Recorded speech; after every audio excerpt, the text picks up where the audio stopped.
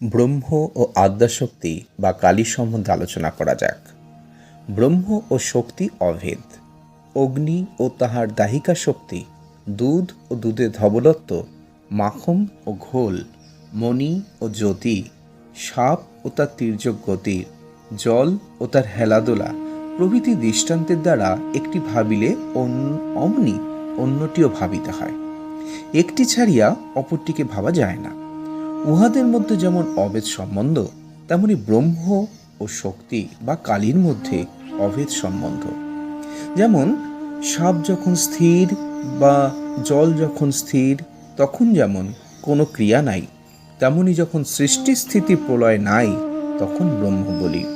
আর যখন সাপ চলছে, জল হেলছে দুলছে, তখন সৃষ্টি স্থিতি প্রলয় ক্রিয়া রয়েছে, তখন তাহাকে কালী বলে কই। একই বস্তু, কিন্তু নামরূপ উপাধি ভেদ।